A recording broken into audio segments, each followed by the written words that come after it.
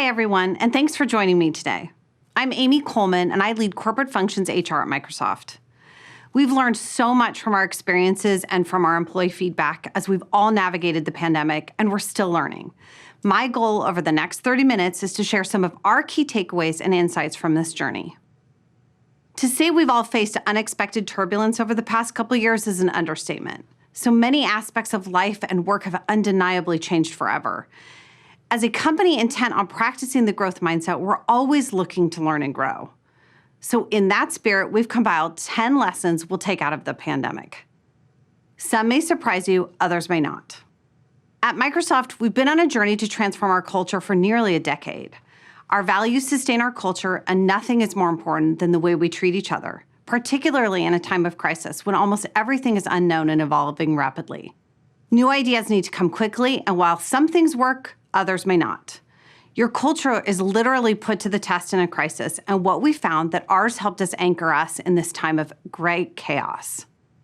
Lesson number 1, a strong culture counteracts chaos. First and foremost, we are grounded by our mission to empower our people, including our own employees. Our senior leaders and managers focused on the best interests of our employees' well-being, ensuring that they were safe, well, and able to deliver on their mission. From there are attributes of customer-obsessed, diverse and inclusive, and operating as one Microsoft with the greater good always in mind. That framework allowed us to remember what mattered so that we could make decisions quickly and efficiently.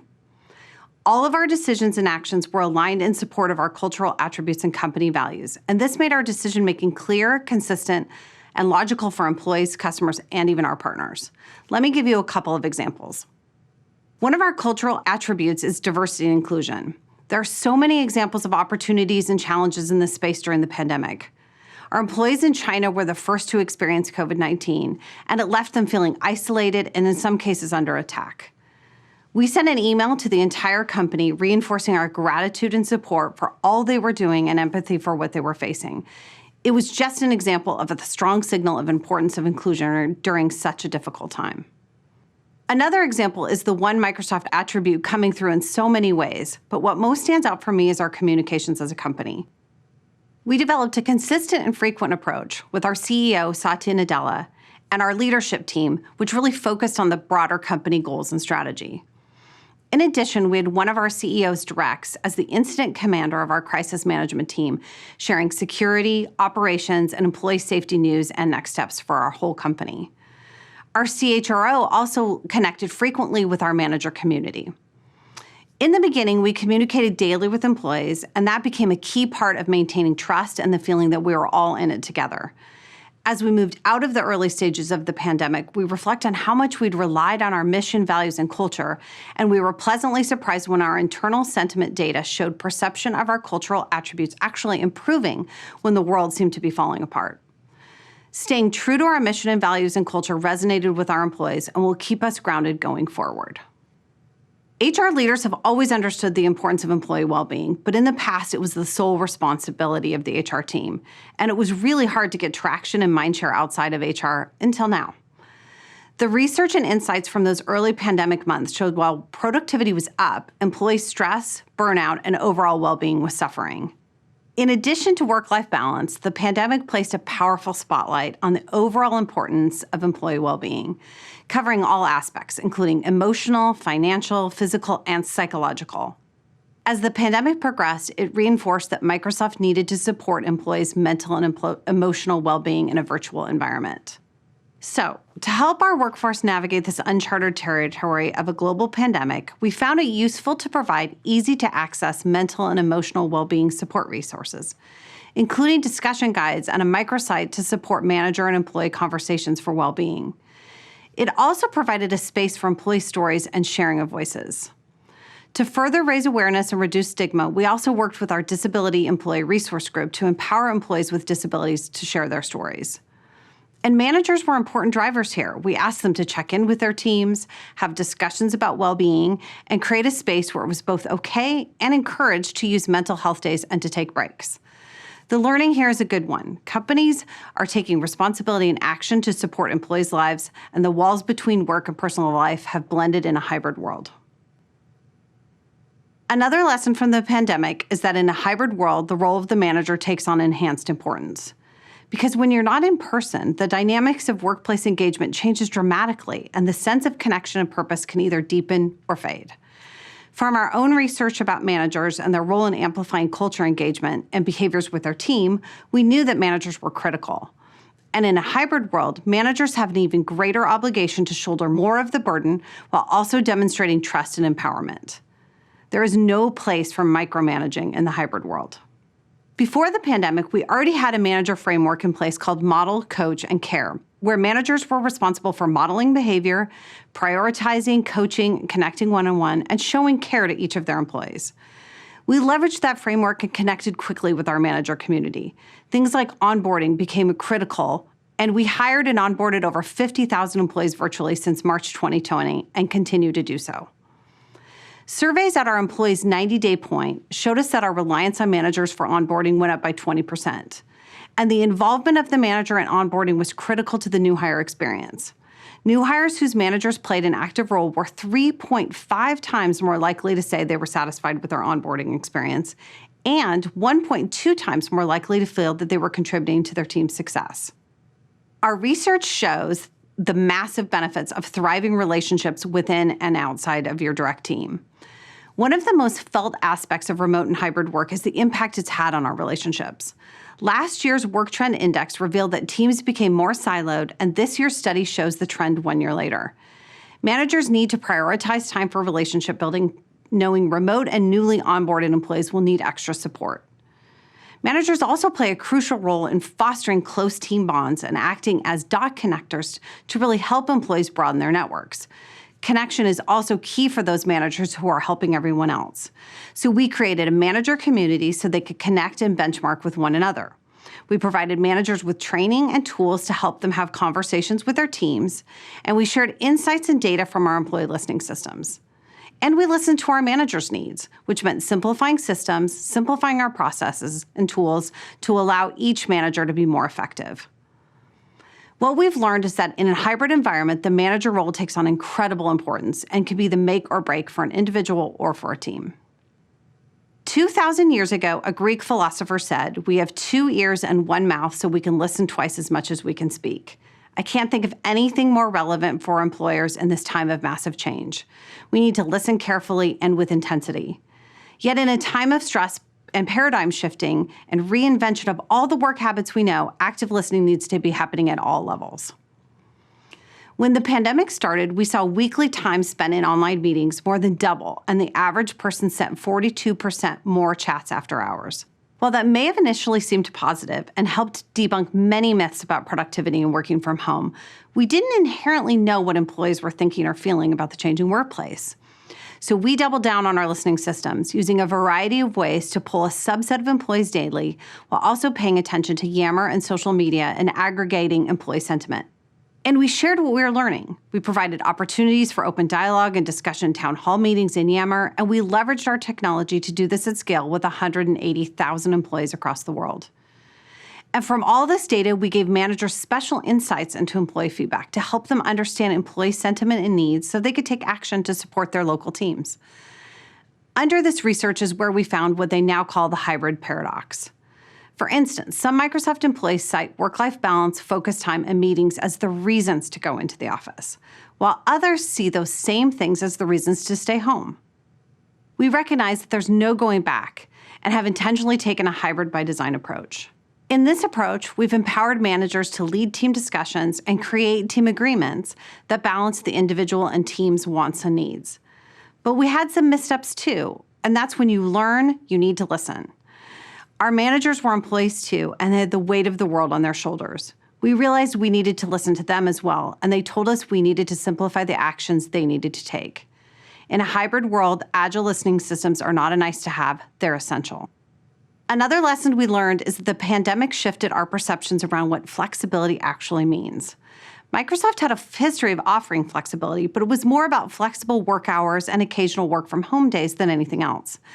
The pandemic turned that on its ear. We learned that flexibility has many dimensions and it's very personal. When we all went home in March of 2020, we had to engage multiple groups to reimagine what flexibility means. Our real estate and facilities team, our HR team, managers, leaders, and employees. This required significant change management, including evolving and creating new policies. It also required new tools and support, including things like team agreements, where teams discuss their schedules and what would work best for each member, as well as the collective, so they could achieve business results together. And it required ongoing communication. We used storytelling and examples of flexibility, leveraging technology to tell these stories at scale and normalize flexible arrangements. We also needed to evaluate our benefit offerings to enable support where it was needed most. We enhanced our benefit portfolio, including childcare resources, online school support, well-being, and working from home support. So, as we move into a hybrid by design, we continue to rethink flexibility, and we're reimagining everything from benefits to geo-pay structures to real estate facilities and office space. The key insight is flexibility is multifaceted, personal, and will continue to evolve. In the not-so-distant past, the way we made connections and learned about team members probably involved hallway conversations, coffee dates, or in-person meetings. These FaceTime activities built social capital. You lean on these informal relationships at work every day when you have a question, you need a contact, or could use pointing in the right direction. When they aren't there, work can feel a little bit more burdensome. Enter the pandemic, and all those in-person interactions evaporated. One Microsoft study found that as meeting overload set in, people stopped making time for those informal chats. And what we've learned is that in a hybrid by design world, it takes focus, intention, and creativity to build and maintain social capital. Our Work Trend Index shows that strong workplace networks impact two things critical to the bottom line: productivity and innovation. And we also know from our research that having larger networks correlates to a greater sense of inclusion. Social capital is critical for success, and we believe it's in both big and small gestures that can build a social capital. Simple gestures like allocating a few minutes for casual conversations before starting meetings go a long way to keep us connected. Or taking time to check in with each team member about their lives, not just about their work. Even scheduling something as such, ensuring meetings are inclusive where everyone has a chance to participate and share, either through conversation or in the chat. But also larger efforts like ensuring managers understand the importance of social capital and create opportunities for team cohesion is critical. This includes things like deliberate focus on relationship building, intentional care for new employees who've never been into the office or even met their coworkers. This could also include assigning a team or an ambassador who helps bring the team together for team events or fun activities. The hybrid work world has dramatically changed the perspective of our past experiences, so ensuring your focus on social capital will be a critical aspect to maintain team connection so that teams can operate in a cohesive way to be more productive and even more innovative. And that brings me to our next topic, inclusion. The pandemic was a wake-up call for those of us traditionally office-based workers about what traditionally remote workers dealt with daily. This was a light bulb moment for all of us around inclusion. And while inclusion has always been important to us at Microsoft, the pandemic showed us how inclusion was bent towards in-person inclusion. We all now understand the difficulties of finding quiet space for video calls and the importance of a strong internet connection. We also better understand that caregiving is a strategic priority for businesses around the world. And we understand the lack of equity around the world when it comes to access to technology. We also heard stories of families struggling for space at home while others felt isolated. And we saw and felt the impact of the social unrest going around the globe. Inclusion was harder than ever before. However, we also had the opportunity to learn more about each other and to even be more inclusive. We got a view into each other's non-office lives, kids, pets, partners, doorbells, and deliveries. And we also began to understand more about each other. We got a view into working styles and needs, and we also learned how products can help us. The raised hand indicators, the live reactions via emojis, blurred backgrounds, and even a gallery view. These advancements and leaning into our culture made virtual meetings more inclusive. I learned from my own team that in large meetings, they felt more comfortable sharing their point of view since they felt more comfortable with chat versus an in-person dialogue. So, in essence, we're hearing more voices. Our Work Trend Index found that compared to 1 year ago, 39% say they're more likely to be their full, authentic selves at work, and 31% are less likely to feel embarrassed or ashamed when their home life shows up at work. This sort of authenticity is good for business. People who said they interacted with their coworkers more closely, than before not only experienced stronger work relationships, but also reported higher productivity and better overall well-being. In other words, we saw each other's humanity in ways we hadn't before, and that has pushed inclusion forward by leaps and bounds. I hope the implications of this are far-reaching and ongoing because inclusion is hallmark for the new and improved world of work. As HR leaders, we're all familiar with the importance of the employee experience. But as hybrid and flexible work takes hold, a new and critical category has emerged: the digital employee experience. Moving forward, the digital employee experience will be just as important as the physical employee experience. In a hybrid world, this will be the tie that binds the employee to their teammates, leaders, their organization, and its mission, no matter where work is happening from. For many organizations, digital employee experience offerings go underutilized. But for others, the tools that have flooded the market present opportunity, but few of them talk to each other. HR leaders and IT teams are overwhelmed. At Microsoft, we're tackling this problem by creating an employee experience platform called Microsoft Viva.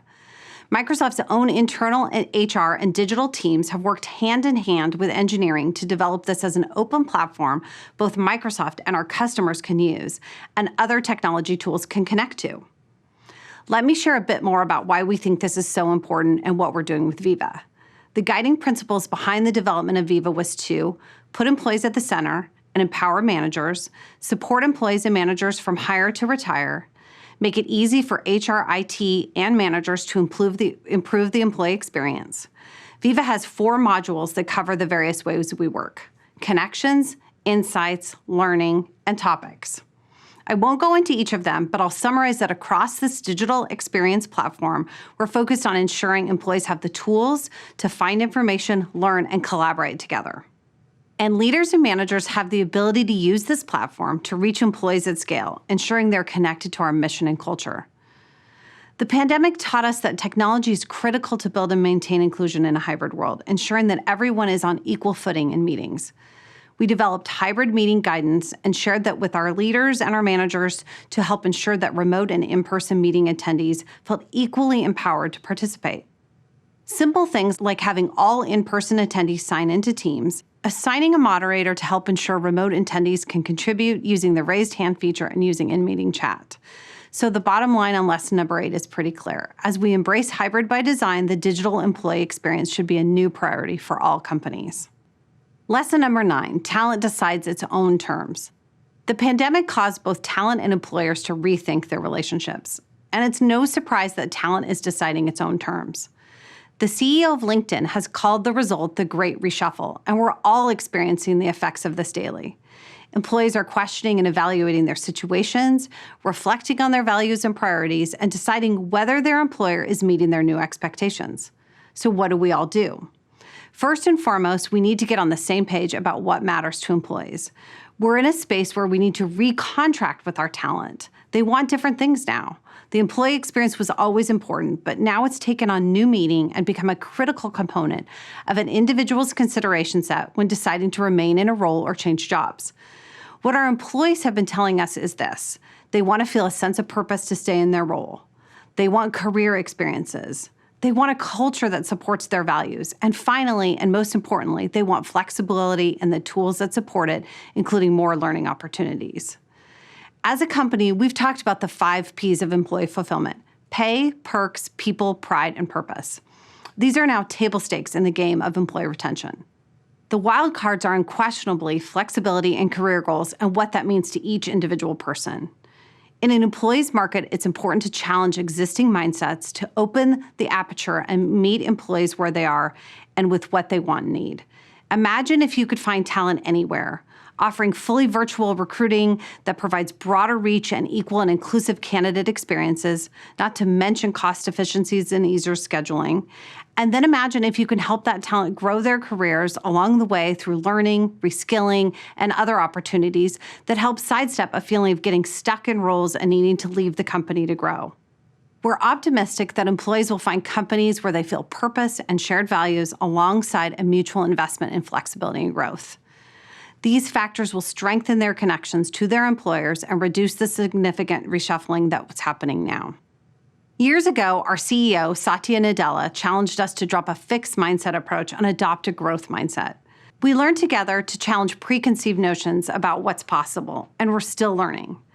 And with the pandemic, I have to give credit to all of our employees who helped us find new and creative solutions. Without it, I don't know if we'd be where we are today. Our insight from that experience is that when moving quickly and making decisions with limited information, a growth mindset is a powerful tool. If you have an environment where learning is valued and mistakes are recognized as a natural occurrence that moves you down the road to achieve your goals, you're going to be well positioned to deal with and optimize for change. The key is to keep listening, reflecting, learning, and iterating. The growth mindset builds resilience and a perspective that we haven't gotten there yet, so we'll continue to seek creative solutions and deal with unexpected challenges. In a world where this kind of unexpected change is becoming the norm, a growth mindset is a good friend. The impacts of living and working through the pandemic were life-changing and redefined the way we work, and they'll be felt for the indefinite future. For Microsoft, these are key learnings that we've taken away from the pandemic and will influence our strategy going forward. By having open minds to listening, learning, and adapting, it's my hope that our employees feel seen, heard, and valued. The work we're all doing on this journey will likely continue to transform the workplace of today and tomorrow. Thanks for listening and learning with us.